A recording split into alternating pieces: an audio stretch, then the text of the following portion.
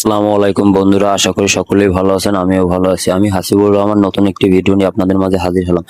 ফার্স্টে হচ্ছে যে আমার সঙ্গে যে ছেলেটিকে দেখতে পারতেছেন, ও হচ্ছে আমার সম্পর্কে খালাতো ভাই।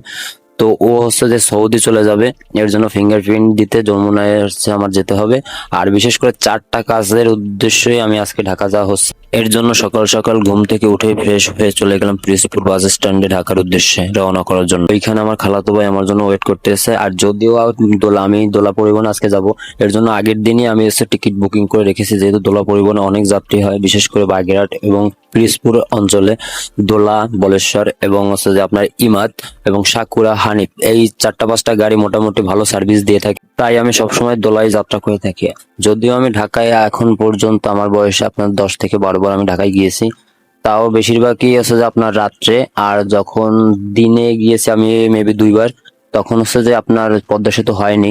আর পদ্মা সেতু যেহেতু আমি রাত্রে ঢাকায় গিয়েছি, এর জন্য হচ্ছে পদ্মা সেতু কখনোই আপনার নিজ চোখে দেখা হয়নি সেই রকম ভালো করে।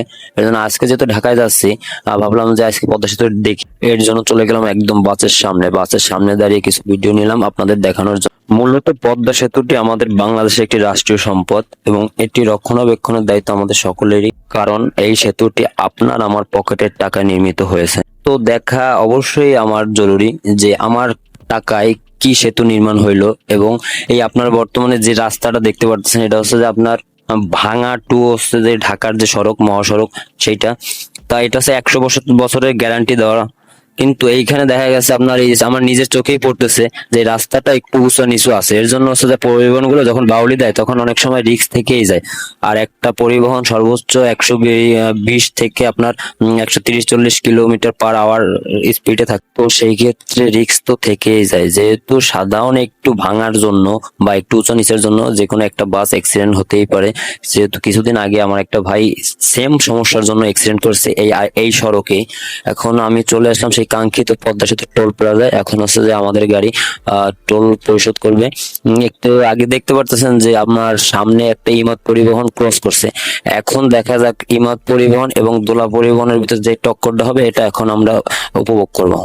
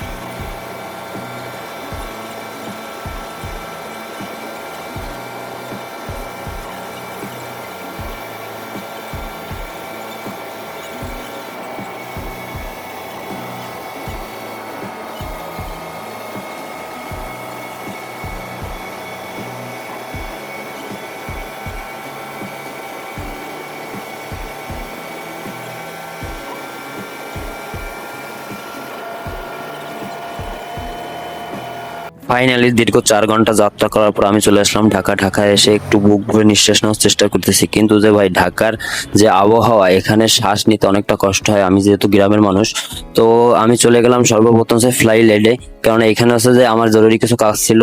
এই দেখা গেছে আপনার ওই যে যমুনায় যাব তার জন্য। তারপরে রাত্রে একটা বন্ধুর বাসায় সময় কাটে, পরের দিন সকালে চলে গেলাম যমুনার সামনে একটা চা খেয়ে দেখলাম যে চায়ের যে অবস্থা, তার থেকে না খাই বল। এরপর ওখানে কিছুক্ষণ ওয়েট করার পরে চোখে পড়লো কিছু উটকো ঝামেলা। এই দেখুন, এই যে কার্ডগুলো আপনার আবাসিক হোটেলে যে রমরমা ব্যবসাগুলো, এগুলো হচ্ছে এদের মাধ্যমে আর কে ছড়ায়।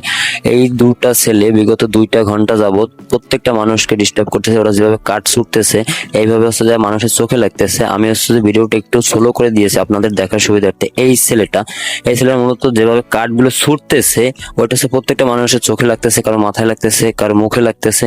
এখন আমরা আছি যমুনার সামনে, তা ওখান থেকে কিছু প্লেন কিছুক্ষণ পর পর উড়ে যাচ্ছে, আর সেগুলো আপনাদের সঙ্গে একটু শেয়ার করলাম। ফাইনালি সকাল 11:30টায় আমাদের ফিঙ্গারপ্রিন্ট কমপ্লিট হয়ে গেছে। এরপর আমাদের যেতে হবে যে এজেন্সিটার মাধ্যমে আর কি আজকে এখানে আসছি, ওইটা হচ্ছে কমলাপুরে মুগদা বাস স্ট্যান্ডে। তো এখন আমরা ওইখানে যাবো, ওইখানে গিয়ে কাগজপত্রগুলো জমা দিয়ে রওনা করলাম বাড়ির উদ্দেশ্যে। দীর্ঘ 4 ঘন্টা যাত্রা করার পর আবারও চলে আসলাম নিজ জন্মভূমিতে। নিজ জন্মভূমিতে এসে একটু মাটির ঘ্রাণ নেওয়ার চেষ্টা করতেছি, যেহেতু আমি গ্রামের ছেলে, শহরে আমার মন টেকে না, এজন্য বুক ভরে একটু নিঃশ্বাস নেওয়ার চেষ্টা করতেছি। এরপর সন্ধ্যার সময় একটি চা খেলাম। বন্ধুরা, ঢাকার চা আর এই চার মধ্যে একটু পার্থক্য অবশ্যই কমেন্টে জানিয়ে যাবে। সো বন্ধুরা, আমি আগে কখনোই ভয়েস ওভার ভিডিও করিনি।